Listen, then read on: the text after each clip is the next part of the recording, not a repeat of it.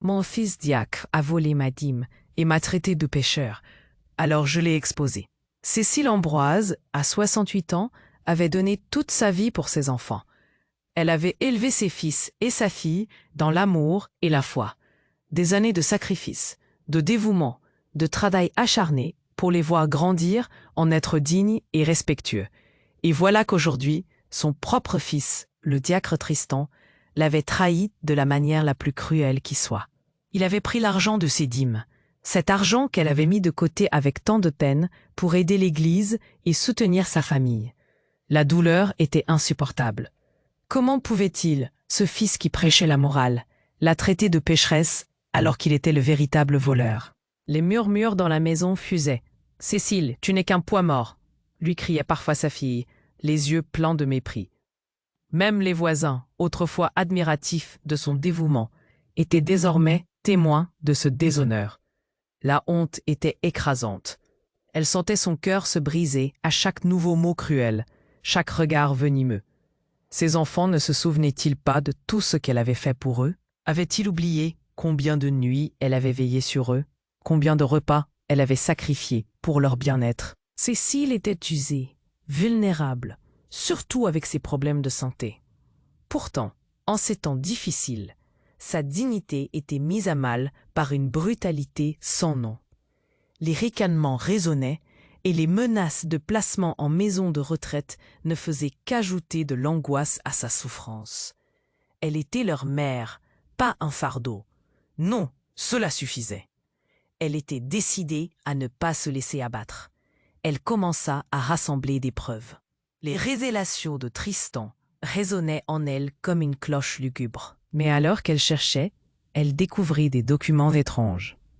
Des transactions de sommes conséquentes, des mouvements d'argent suspects qu'aucun diacre ne devrait avoir. En s'enfermant dans sa chambre, elle sentait sa rage grandir. Comment cet homme, qu'elle avait mis au monde, pouvait-il lui faire ça? Chaque petite découverte la rapprochait de la vérité, de cette justice qu'elle espérait. Elle se tenait droite, malgré les insultes, malgré le tumulte familial qui l'entourait. Oui, elle était une mère blessée, mais elle avait un secret. Certains contacts, des connaissances acquises au fil des ans, des compétences juridiques qu'elle avait toujours cachées, des yeux avides de sa famille. Elle n'était pas démunie, elle avait des atouts dans sa manche. Loin d'être la victime docile que sa famille pensait qu'elle était, elle devenait un personnage mystérieux, prêt à frapper à tout moment. Les soirées se transformaient en champs de bataille, et Cécile avait le fin mot de l'histoire. À chaque regard dédaigneux de ses enfants, au fur et à mesure que leur arrogance grandissait, elle ressentait la force d'une mère qui avait sacrifié sa vie pour des ingrats. Cécile était prête à leur faire face. L'injustice ne resterait pas impunie. Elle ne pouvait pas laisser une telle trahison sans réponse. Hey, before we continue with this amazing story, I need to give you an important heads up. Many subscribers have reported that YouTube removed their subscriptions without warning. Just take a quick look at the red button down below to make sure you're still subscribed to the channel. I don't want you to miss any of the exclusive content that's coming up. And while you're at it, hit that powerful like button. It really helps me with the algorithm. Oh, and tell me in the comments, which city are you watching from? I love getting to know every amazing person who's part of this community. Your participation makes all the difference. Let's connect. Cécile se tenait là, au milieu de cette tempête familiale, une clameur de cris et de mépris l'envahissant. Mais cette fois, quelque chose avait changé. Elle sentait la force grandir en elle comme une marée montante. Les preuves qu'elle avait rassemblées au fil des jours ne parlaient pas seulement de trahison. Elles révélaient l'ampleur de l'ignominie de ses enfants. Ce fils, ce diacre, ne serait pas le seul à payer pour ses actes. Alors qu'elle explorait les instincts sournois de sa famille, elle découvrit le dossier. Des documents bancaires, des relevés qui indiquaient des transactions douteuses, des montants exorbitants que ses fils croyaient cachés sous des promesses de loyauté et des sourires.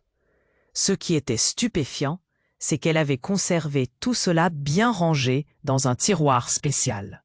Toujours prête à s'en servir, si le besoin se faisait sentir. Elle avait toujours été la maîtresse du jeu, même en feignant la vulnérabilité. « Vous ne savez pas à quel point vous dépendez de moi. » Cécile déclara, sa voix ferme. Les visages de ses enfants blêmirent. Que signifiait cette affirmation? Ils commencèrent à réaliser lentement l'abîme dans lequel ils se trouvaient. Elle sortit un document, son testament, et le brandit devant eux. « Tout ce que vous pensiez être à vous, c'est à moi. Votre maison, vos voitures, tout cela m'appartient. » Le silence tomba comme une chape de plomb. Leurs visages, déformés par la peur, trahissaient leur terreur. Ils avaient toujours cru qu'ils étaient les héritiers, mais Cécile avait d'autres plans en tête. Elle avait déjà pris contact avec un avocat réputé, basé dans leur quartier, quelqu'un qui connaissait les rouages de la loi. Elle avait même conservé des enregistrements, des conversations où chacun d'eux avait divulgué des secrets, mis à jour des mensonges, confiant leurs intentions avillissantes. Cécile n'était pas qu'une mère déchue, elle était leur juge et bourreau. La communauté, ses voisins, ceux qui avaient vu son dévouement, commençaient à comprendre la situation. Des murmures de soutien circulaient, des témoins de sa loyauté. « Je vais faire appel aux autorités. Vous savez, cela n'est pas à prendre à la légère. Les rumeurs de vos agissements infâmes circulent déjà, et les preuves que je possède, je les rendrai publiques. » Ces mots résonnaient, tranchants et incisifs comme un glaive. Chaque syllabe était une promesse de justice qui s'affirmait. Elle les observait, leur visage changeant de l'incrédulité à une peur palpable, un frisson collectif parcourant la pièce. Les cris et les menaces se transformaient en supplications, alors qu'ils réalisaient qu'ils n'étaient plus en position de force. Cécile était l'architecte de cette révélation, planifiant chaque mouvement comme une partie d'échecs, anticipant leurs prochaines actions. « Vous auriez dû respecter votre mère, au lieu de me traiter comme une charge, » murmura-t-elle, calme, tandis qu'il tentait de former une défense. Ils avaient sous-estimé son intelligence, sa sagesse, sa longévité dans le combat.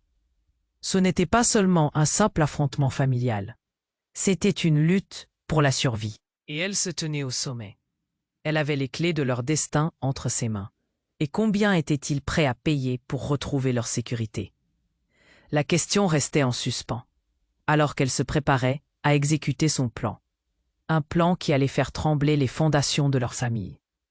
Alors que, pris au piège, sombrait dans le désespoir. Cécile se tenait là, au milieu de cette tempête familiale, une clameur de cris et de mépris, l'envahissant. Mais cette fois, quelque chose avait changé. Elle sentait la force grandir en elle, comme une marée montante. Les preuves qu'elle avait rassemblées au fil des jours n'étaient pas seulement la conséquence de la trahison, mais le début d'une riposte que ses enfants n'avaient jamais imaginée. Tout à coup, une série de coups retentirent à la porte. Cécile savait qui se tenait de l'autre côté. Elle avait préalablement contacté un huissier et un avocat. La stratégie qu'elle avait soigneusement élaborée commençait à porter ses fruits. Tandis qu'elle s'avançait pour ouvrir, les visages de ses enfants perturbaient entre le doute et la peur. À l'instant où elle ouvrit, 2 agents de la loi et un homme en costume lissèrent les documents qu'ils avaient en main, la regardant droit dans les yeux. « Nous avons une ordonnance du tribunal, Madame Ambroise », annonça l'un des agents d'une voix autoritaire. « Il est temps de procéder à la saisie de certains de vos biens, conformément aux preuves de détournement de fonds par vos enfants. » Cécile vit alors le visage de son fils Tristan se décomposer, la terreur s'emparant de lui alors qu'il comprenait l'ampleur de la situation. Il pensait qu'ils étaient en position de force, mais c'était elle qui avait toujours eu le dessus. Les cris de désespoir résonnaient maintenant dans la maison. « Non, pas ça, maman, je t'en supplie », appelait sa fille. Mais Cécile restait ferme, son cœur battant d'adrénaline. Chaque mot, chaque acte qu'elle avait planifié prenait forme. Elle évoqua des documents qu'elle avait soigneusement cachés, des relevés bancaires, des preuves qui exposaient des transactions frauduleuses, à la lumière du jour. Leurs visages blêmes trahissaient leur terreur grandissante. Les agents commencèrent à rassembler les biens de valeur. Cécile avait anticipé cette réaction. Les voisins, d'abord curieux puis solidaires, se joignaient à elle, sa réputation de mère dévouée revenant inexorablement à la surface. Certains murmuraient leur soutien, tandis que d'autres filmaient la scène sur leur téléphone. Elle pouvait sentir l'adrénaline du pouvoir, la justice en marche, alors que sa famille était acculée à l'échec. « Vous avez voulu me faire porter le poids de votre indignité, » dit-elle, sa voix calme, presque apaisante au milieu du chaos. « Aujourd'hui, c'est vous qui devez faire face aux conséquences de vos actes. » Chaque mot était une aiguille de vérité insérée dans le cœur de chaque membre de sa famille. Un nouveau coup de théâtre survint. Un voisin, ancien ami de Cécile, avait recueilli des témoignages sur les abus qu'elle avait subis. Ce soutien significatif touchait le cœur de la communauté. Les rumeurs commençaient à circuler, des histoires d'injustice, d'abus de confiance. La réputation de sa famille, autrefois réputée pour son respectabilité, était maintenant en lambeaux. Les enfants, désormais comme des lapins pris dans les phares d'une voiture, dansaient dans l'incertitude. Ils avaient sous-estimé leur mère. Sur le pas de la porte, Cécile, forte et déterminée, assista à la scène avec un sourire satisfait. Elle avait non seulement réuni des preuves, mais elle avait opéré une manœuvre qui les accula à l'inévitable. Alors qu'elle s'apprêtait à les voir sombrer dans les profondeurs de cette humiliation, elle se remémora la prochaine étape de son plan. Une lecture de testament, prévue pour bientôt. Ce qu'il croyait pouvoir hériter était déjà bien différent de ce qu'elle avait gardé en réserve. Tout était en place pour un grand dénouement. Et tandis que la panique s'emparait de ses enfants, Cécile se tenait là, prête à déclencher la tempête finale, l'inéluctable révélation de son héritage. Un héritage qu'il n'avait jamais soupçonné. Finalement, le véritable poids de la justice s'apprêtait à tomber. Mais alors que la tension atteignait son paroxysme, une question persistait.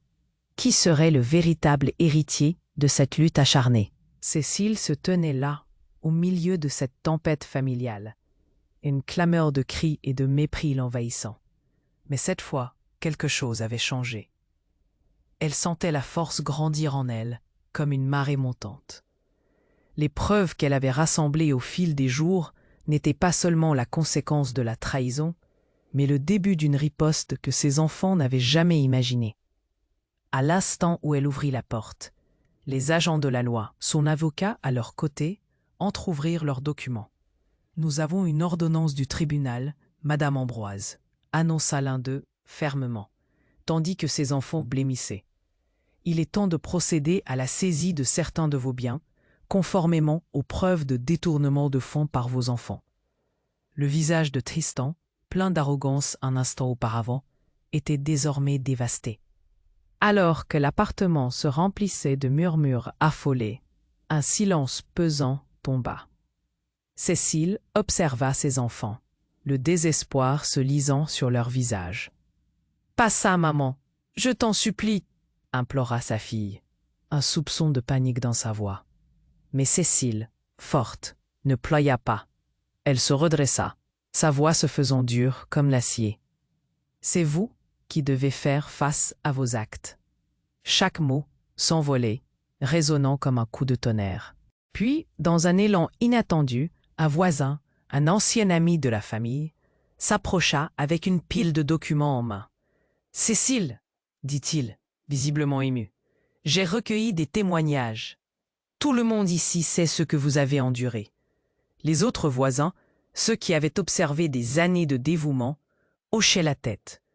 Les témoignages, les preuves, tout cela commençait à se déverser comme un torrent, inondant la pièce d'une solidarité inattendue.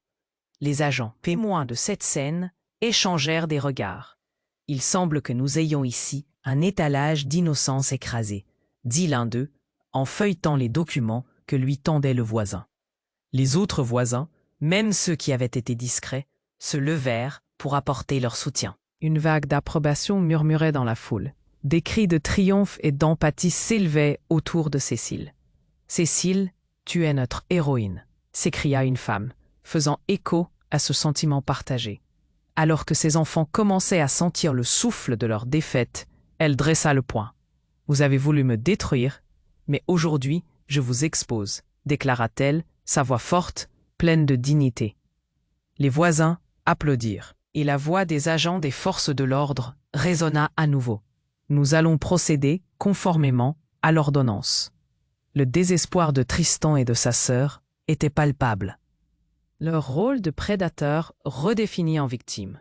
Ils immersaient dans la honte. La panique jaillissait de chacun de leurs gestes. Cécile pouvait sentir leur effroi. Et pour la première fois depuis des mois, elle éprouvait une satisfaction palpable. Ils avaient toujours cru qu'ils pouvaient la manipuler, qu'ils pouvaient exploiter son amour. Mais elle révélait leur véritable nature au grand jour. Puis, dans un ultime coup de théâtre, le voisin dévoila une enveloppe. « J'ai ici un dernier document », annonça-t-il, le regard pétillant d'une révélation. Le testament de Cécile. Il révèle que non seulement elle possède des biens que vous ignoriez, mais que son héritage est bien plus vaste que vous l'imaginiez. Les visages de ses enfants se fendirent, une marée de terreur se lisant sur leurs traits. Cécile, avec un sourire serein, ajouta « Je pense que vous serez surpris par ce que vous ne savez pas de votre propre histoire. » Chaque syllabe était comme une perspective soudaine qui révélait toute la vérité. Les cris de peur se mêlaient à des pleurs de désespoir, alors que Cécile, au sommet de sa puissance, savourait l'instant. Ce n'était pas juste une bataille, c'était la guerre, et sa victoire éclatante. Elle avait juré de se défendre contre cette trahison. Ce qu'il croyait être un simple affrontement, elle l'avait transformé en une démonstration de force. « Votre jeu est terminé », conclut-elle, sa voix s'élevant au-dessus du tumulte. La pièce était devenue le théâtre de sa vengeance, sa justice flamboyante illuminant une scène sombre. Mais alors qu'elle savourait sa victoire, une question persistait. Que feraient ses enfants maintenant, acculés et désespérés, pour tenter de reprendre ce qu'ils croyaient leur revenir de droit? L'avenir restait incertain, et dans l'air chargé de tension, Cécile savait que le véritable combat était loin d'être terminé. Cécile se tenait là, au milieu de cette tempête familiale, une clameur de cris et de mépris l'envahissant. Mais cette fois, quelque chose avait changé. Elle sentait la force grandir en elle, comme une marée montante.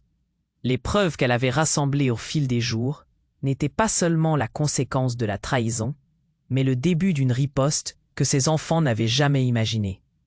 Alors qu'elle observait les visages de ses enfants, une certitude lui traversa l'esprit. Les cris de désespoir résonnaient à ses oreilles, mais au lieu de se réjouir de leur tourment, une vague de compassion l'envahit. « Vous m'avez trahi, c'est vrai, » commença-t-elle, sa voix douce. « Mais je ne suis pas ici pour me venger. » Les murmures s'éteignirent. Les enfants, figés face à cette réaction inattendue, définissaient leur héritage de nouveaux contours. Cécile se leva, son regard pénétrant, transperçant le silence. « Je n'ai jamais voulu de ce combat, mais vous m'avez forcé à me défendre. Peut-être que ce que j'ai fait était nécessaire, mais je ne veux pas de votre douleur comme monnaie d'échange. » Un frisson parcourut l'assemblée. Ses enfants, pris au piège entre la colère et la peur, commençaient à réaliser qu'elle avait quelque chose de plus grand en tête. Tout à coup, un de ses voisins s'avança, tenant une enveloppe à la main. « Cécile, je crois que ceci va tout changer, » annonça-t-il. Elle s'en approcha, le cœur battant. À l'intérieur se trouvait une notification.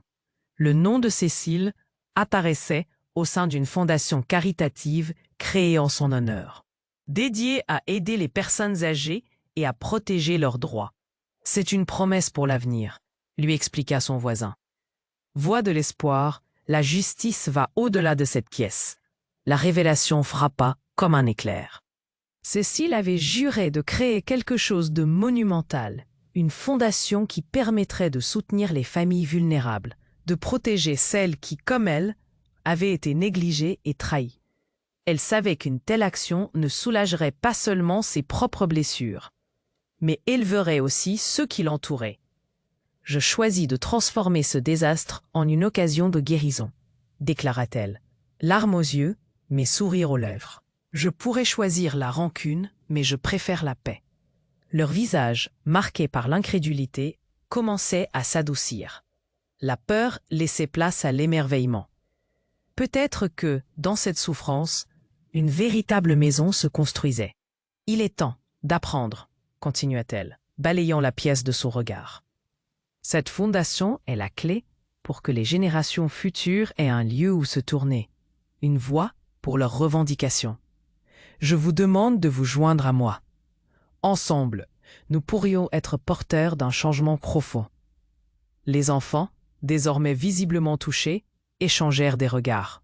« Maman, nous ne savions pas, » murmura Tristan, un tremblement dans la voix. La vérité de sa mère commençait à se frayer un chemin dans leur cœur. Une flamme de compréhension émergeait alors qu'ils faisaient face à leur propre culpabilité. Cécile sourit, son cœur apaisé. Il n'est jamais trop tard pour changer et se racheter. Je ne ferai pas de vous des victimes, mais des artisans de votre propre réhabilitation. Elle voyait déjà l'avenir s'ouvrir devant eux, une lumière nouvelle illuminant leurs visages fatigués. La communauté, témoin de cette transformation, commençait à applaudir. Le murmure d'approbation grandit, et Cécile pouvait sentir chaque battement de cœur autour d'elle s'unir dans un souffle collectif d'espoir. Un vieil ami de la famille prit alors la parole. « Nous allons soutenir cette fondation, Cécile. Votre courage inspire et réforme. En votre nom, nous allons bâtir une légende, un symbole de justice et d'amour pour celles qui viendront après nous. » Elle se tenait là, consciente que sa force, son pardon et son choix d'ériger un héritage bienfaisant seraient les véritables justices. Cet instant marquait le début d'une nouvelle ère, et malgré les défis, elle se savait prête. Un sourire serein sur les lèvres, elle se sentit enfin libre. Mais, alors que l'Assemblée l'acclamait, une pensée persistait. Comment sa famille allait-elle se réformer pour être digne de cet héritage?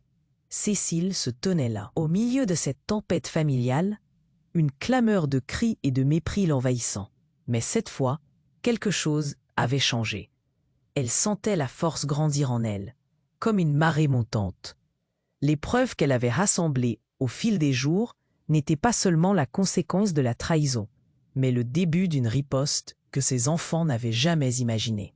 Alors qu'elle observait les visages de ses enfants, une certitude lui traversa l'esprit. Les cris de désespoir résonnaient à ses oreilles, mais au lieu de se réjouir de leur tourment, une vague de compassion l'envahit. « Vous m'avez trahi, c'est vrai, » commença-t-elle, sa voix douce, « mais je ne suis pas ici pour me venger. » Les murmures s'éteignirent. Les enfants, figés face à cette réaction inattendue, définissaient leur héritage de nouveaux contours. Cécile se leva, son regard pénétrant, transperçant le silence. « Je n'ai jamais voulu de ce combat. Mais vous m'avez forcé à me défendre. Peut-être que ce que j'ai fait était nécessaire, mais je ne veux pas de votre douleur comme monnaie d'échange. » Un frisson parcourut l'assemblée. Ces enfants, pris au piège entre la colère et la peur, commençaient à réaliser qu'elle avait quelque chose de plus grand en tête. Tout à coup, un de ses voisins s'approcha, tenant une enveloppe à la main. « Cécile, je crois que ceci va tout changer, » annonça-t-il. Elle s'en approcha, le cœur battant. À l'intérieur se trouvait une notification. Le nom de Cécile apparaissait au sein d'une fondation caritative créée en son honneur, dédiée à aider les personnes âgées et à protéger leurs droits. « C'est une promesse pour l'avenir, » lui expliqua son voisin. « Voix de l'espoir, la justice va au-delà de cette pièce. » La révélation frappa comme un éclair. Sur son visage, une expression sereine mais déterminée se dessina. « Ce n'est que le début, » dit-elle avec un sourire. « Vous pensiez me connaître? Mais savez-vous vraiment qui je suis ?» Les visages de ses enfants blêmirent. « Je ne suis pas seulement une mère dévouée. J'ai participé à un réseau d'ailleurs, bien plus vaste que vos esprits ne peuvent l'imaginer. Elle se tourna vers les agents de la loi, puis vers ses enfants, ses yeux brillants d'une sagesse infinie. Mon engagement à l'Église, mes dîmes, tout ça faisait partie d'un plan. J'ai observé, j'ai appris, et maintenant, il est temps d'agir. Les réactions de ses enfants oscillèrent entre incrédulité et peur. Celui qui avait volé sa dîme, pensant l'utiliser pour ses ambitions, ignorait qu'il était l'outil d'une leçon qu'elle avait orchestrée. Cécile se leva encore plus droite. « Je vous ai permis de croire à votre supériorité. Mais vous ne savez pas ce que vous m'avez réellement volé. » Avec un geste sûr, elle sortit un document d'un tiroir. « Voici les preuves de mon héritage, de mes connexions. Cette fondation que nous avons fondée ensemble, ce n'est que le début d'un système que j'ai modélisé pour protéger d'autres femmes âgées, des mères dévouées comme moi, contre des enfants ingrats et manipulateurs. » La surprise se lisait sur leurs visages. Ils comprenaient que tout avait été prévu, qu'elle était l'architecte de cette transformation. Les murmures de la communauté fluctuaient autour d'eux. Des sourires apparurent. « Je l'ai fait pour vous. J'ai sacrifié ma douleur pour que vous compreniez la valeur de l'humilité et de l'amour familial. Ce n'est pas seulement un héritage matériel, mais un héritage moral. J'ai construit un avenir où votre arrogante trahison se retourne contre vous, mais où votre rédemption est encore possible. » Les voisins, rassemblés autour d'eux, s'approchèrent pour soutenir Cécile. « Cécile, tu es notre héroïne », murmura l'un d'eux, ému. Dans ce moment de révélation collective, la vérité se développa comme un sujet de murmure. « Si j'ai pu le faire pour moi, je suis sûre que vous aussi vous pouvez retrouver la voie », ajouta-t-elle d'une voix pleine d'espoir. Cécile sentait que ce qu'elle avait planifié allait au-delà de sa propre vie. La communauté, touchée par les valeurs qu'elle avait inculquées, commençait à se lever, à applaudir, unie par la force de cette vérité enfin révélée. Mais au cœur de cette révélation, un mystère persistait. « Et maintenant ?» demanda un voisin. « Qui prendra soin de nous tous à l'avenir ?» Les enfants de Cécile, encore en proie au doute, la regardèrent avec les yeux d'un nouveau monde en pleine émergence. « Quel héritage ?» disait-il alors. « Quel avenir partagé ?» Cécile sourit, son cœur serein. Le vrai voyage ne faisait que commencer, mais avec elle comme guide, il promettait d'être merveilleux. Cécile se tenait là, au milieu de cette tempête familiale, un mélange de cris et de mépris l'envahissant. Mais cette fois, quelque chose avait changé. Elle sentait la force grandir en elle, comme une marée montante. Alors qu'elle observait les visages de ses enfants, une certitude lui traversa l'esprit. Les cris de désespoir résonnaient à ses oreilles. Mais au lieu de se réjouir de leur tourment, une vague de compassion l'envahit. « Vous m'avez trahi, c'est vrai, » commença-t-elle, sa voix douce. « Mais je ne suis pas ici pour me venger. » Les murmures de confusion s'éteignirent. Les enfants, figés, étaient saisis par cette réaction inattendue. Alors qu'elle parlait, elle comprenait qu'elle avait le pouvoir de changer non seulement leur avenir, mais aussi celui d'innombrables autres dans le monde. « Je vais faire de cette douleur une force ragissante pour protéger d'autres femmes comme moi, d'autres mères qui se voient trahies. » Ajouta-t-elle d'une voix ferme. « Je vais créer une fondation. Un sanctuaire pour les personnes âgées, un espace où leur dignité sera préservée et où leurs voix seront entendues. » L'assemblée semblait suspendue à ces mots, chaque personne absorbant cette promesse de renaissance. Peu après, un voisin avança, tenant une enveloppe à la main, son regard vif. « Cécile, j'ai quelque chose qui pourrait tout changer », déclara-t-il, exalté. À l'intérieur, il y avait la confirmation d'une subvention pour sa nouvelle fondation. Certaines l'avaient aidé à se lever et à faire entendre sa voix, propageant les récits de souffrances subies et de résilience à travers des médias sociaux et des communautés. En réalisant ce rêve, Cécile ne construisait pas seulement un refuge, elle créait une révolution. Alors qu'elle racontait son histoire, un mouvement émergea dans les foules. Les gens venaient de toutes parts, unis pour soutenir sa cause. La fondation prit de l'ampleur, devenant un modèle pour des millions d'autres autour du globe. De grandes personnalités prenaient note de son histoire. Les médias rappelaient l'importance d'aider et de protéger les plus vulnérables. Des changements surviennent dans les systèmes juridiques. De nouvelles lois furent proposées pour protéger les personnes âgées contre l'abus et l'exploitation. La voix de Cécile avait déclenché un élan collectif. Des manifestations, des collectes de fonds, des programmes communautaires. Un mouvement né de sa souffrance, mais nourri par son amour. À mesure que le mouvement grandissait, des histoires de succès émergeaient. Des milliers d'anciennes victimes d'abus trouvaient enfin refuge, leur dignité restaurée. Au travers de sa propre guérison, Cécile voyait maintenant des générations se rassembler, toutes touchées par l'impact profond de sa lutte. Et alors qu'elle recevait des distinctions pour son engagement, Cécile éprouvait une paix intérieure. Son cœur se remplissait de sérénité en sachant qu'elle avait transformé sa douleur en force et que son héritage vivrait bien au-delà de ses répits. Cette tranquillité contrasta avec l'énergie puissante du mouvement qu'elle avait créé, témoignant d'une force d'unité, d'empathie et d'amour. Soudain, quelque chose d'encore plus surprenant se révéla. Un jour, en parcourant des documents de fond, l'épreuve que tu traverseras te forger, ma fille, et te préparera à éveiller le monde entier, écrivait-elle. Cette lettre imprégnée de sagesse redéfinissait chaque sacrifice qu'elle avait fait. Cécile sourit, réalisant que tout ce chemin avait été tracé pour elle. Elle avait non seulement brisé le cycle de la douleur, mais elle avait également ouvert une voie d'espoir pour les générations futures.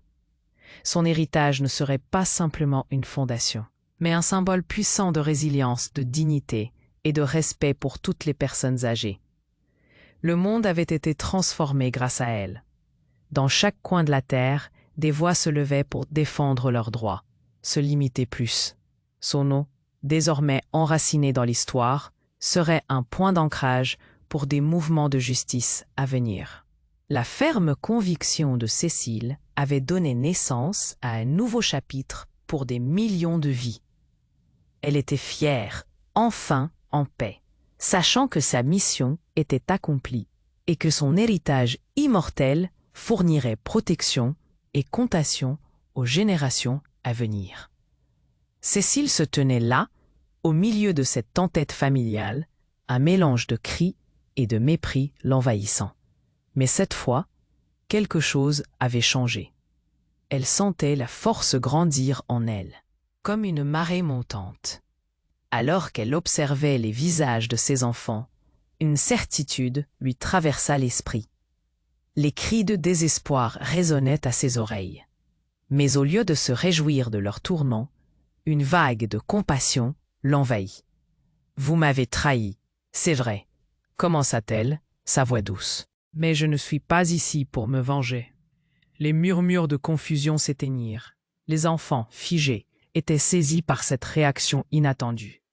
Alors qu'elle parlait, elle comprenait qu'elle avait le pouvoir de changer non seulement leur avenir, mais aussi celui d'innombrables autres dans le monde.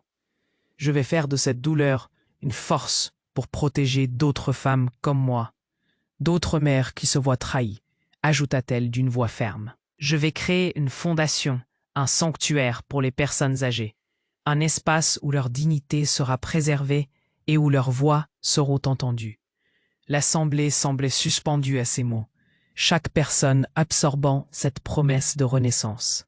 Soudain, un silence étrange enveloppa la pièce, un léger frisson se répandant dans l'air.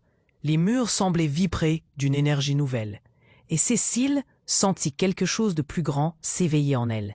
Elle ferma les yeux un instant, laissant la lumière résonner à travers son esprit. Lorsqu'elle les rouvrit, un éclat d'éternité brillait dans ses prunelles.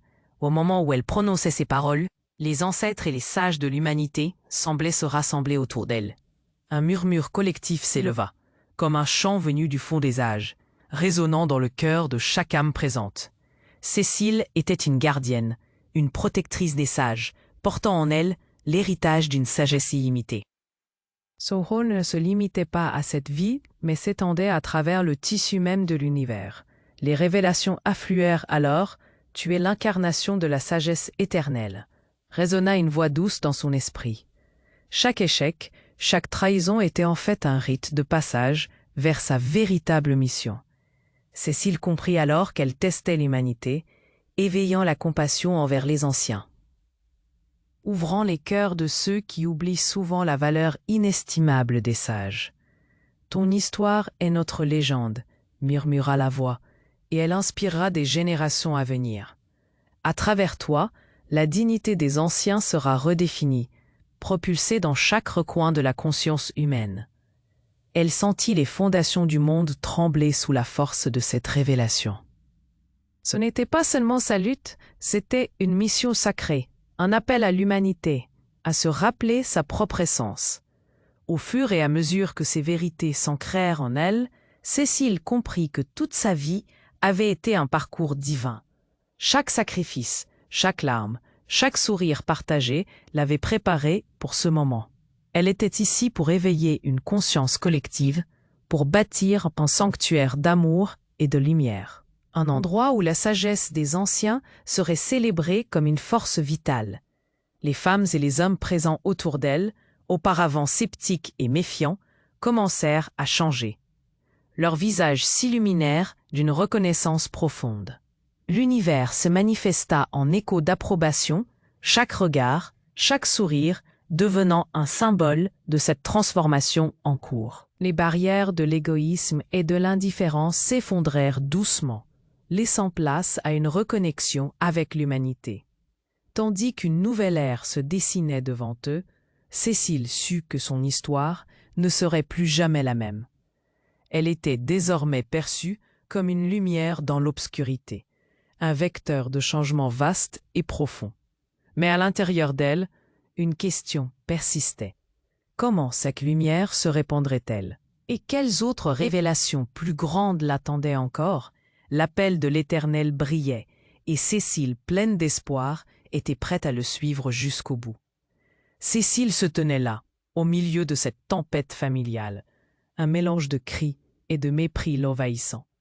Mais cette fois, quelque chose avait changé. Elle sentait la force grandir en elle comme une marée montante. Alors qu'elle observait les visages de ses enfants, une certitude lui traversa l'esprit. Les cris de désespoir résonnaient à ses oreilles, mais au lieu de se réjouir de leur tourment, une vague de compassion l'envahit. « Vous m'avez trahi, c'est vrai, » commença-t-elle, sa voix douce. « Mais je ne suis pas ici pour me venger. » Les murmures se turent, alors que la pièce semblait retenir son souffle.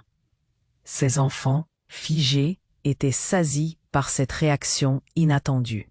Cécile puisait au fond d'elle-même, une lumière divine s'éveillant en son âme. Tout à coup, une chaleur radieuse illumina la pièce, enveloppant Cécile d'un éclat irisé. Les murs vibrèrent, comme si l'univers entier se rassemblait pour célébrer son éveil. Cécile ressentit une connexion profonde avec chaque être vivant, chaque souffle d'existence. Elle était bien plus qu'une simple mère. Elle était le fil qui tissait la sagesse ancienne avec l'avenir. Une révélation surgit alors, magistrale et dévastatrice. Elle était l'incarnation d'une vérité sacrée, un ange de protection pour les âmes vulnérables de toutes les réalités. Des échos résonnèrent dans son esprit, comme si l'univers lui-même chantait son nom. Tu es la gardienne de la sagesse, la protectrice de ceux qui ont été oubliés, susurra une voix mélodieuse, empreinte de mystère. Chaque sacrifice qu'elle avait fait, chaque larme versée, l'avait préparée à sa véritable mission. Réveiller l'humanité à la valeur inestimable de ses anciens. Les visages de ses enfants se teintèrent d'un mélange d'incrédulité et de émerveillement. Cécile, se tenant dans cet éclat, réalisait qu'elle n'était pas qu'une simple humaine. Elle était un pont entre les mondes, un phare éclairant le chemin vers une nouvelle ère d'humanité. Votre histoire est façonnée par les miennes. Je suis ici pour éveiller votre compassion, pour vous rappeler offrant votre respect à tous, annonça-t-elle, sa voix gorgée de puissance divine. L'énergie dans la pièce s'intensifia, et les murs semblèrent vibrer d'une reconnaissance. Les ombres de la honte et de la trahison se dissipèrent, transformées en une légende éclatante de courage et d'espoir. En un instant, Cécile comprit qu'elle avait non seulement réclamé son pouvoir, mais avait aussi ravivé l'essence même de la sagesse humaine. Elle représentait l'éveil d'une sagesse d'un autre temps, les échos d'une prophétie antique énonçant qu'un jour viendrait une mère pour protéger les âmes perdues, la voix des sans-voix. Alors que les premières lueurs de l'aube filtraient à travers la fenêtre, Cécile se sentit sacrée, élevée. Elle prononça avec force « Je choisis de laisser un héritage différent, une mondialisation de respect et d'amour pour que chaque personne âgée soit honorée. » Les murs de leur maison, témoins de sa douleur, résonnaient désormais d'un assentiment collectif, une promesse de solidarité. La communauté, l'univers tout entier, s'éveillait lentement à cette nouvelle compréhension. Les voisins, les amis et même les inconnus étaient appelés à ce grand voyage, leur conscience s'illuminant à la lumière de ce nouveau destin. Les larmes coulaient, mais cette fois, c'étaient des larmes de guérison, d'éveil. Cécile était plus qu'une femme, elle était une force éternelle de transformation, un ange terrestre venu restaurer la dignité. Et alors que tous prenaient conscience de leur place dans cette vérité sacrée, une question s'éleva dans l'esprit de Cécile, une pensée persistante. Était-elle vraiment prête à embrasser entièrement ce rôle, ce destin céleste? Le murmure de l'univers répondait, tel un chant ancien.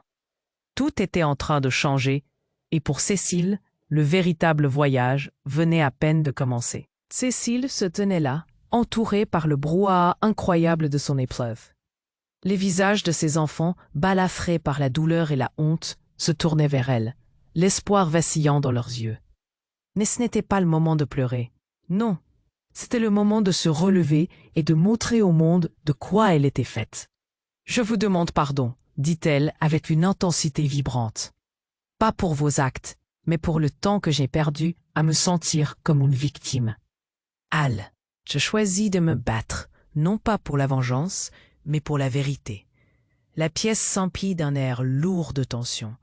Le murmure des voisins se calma. Chacun penchait en avant, accroché à ses mots.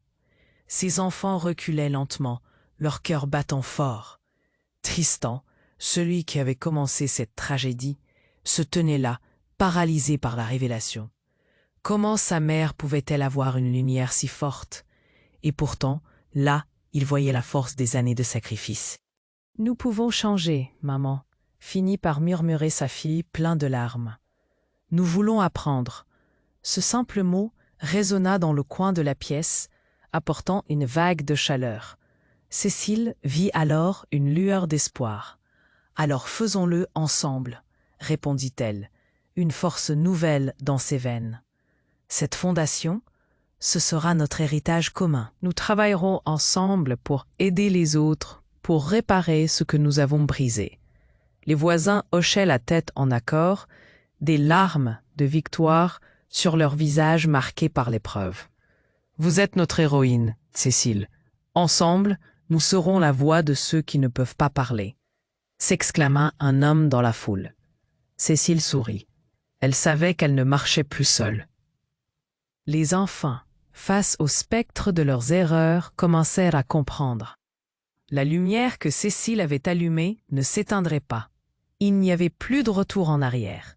Alors, tous ensemble, Cécile cria, et la communauté répondit en chœur, un éclat de puissance collective.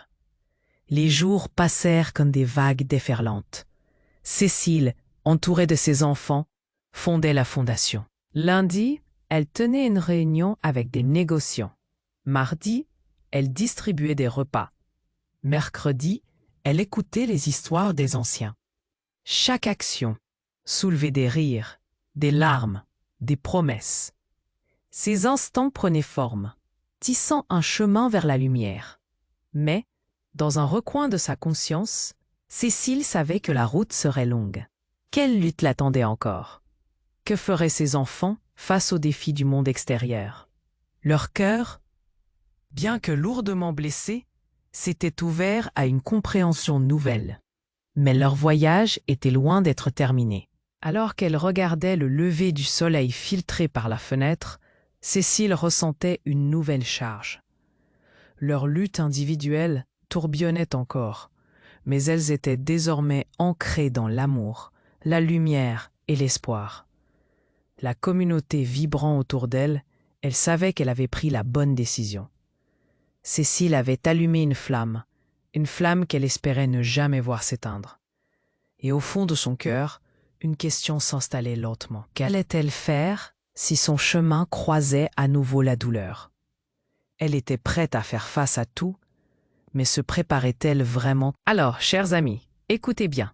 Ce n'est pas juste une histoire à suivre, c'est une opportunité de faire partie de ce voyage. Abonnez-vous maintenant à la chaîne pour ne pas manquer les histoires exclusives à venir. Écrasez le bouton j'aime dès à présent pour nourrir l'algorithme et inonder la section des commentaires avec vos réactions et théories sur cette fin.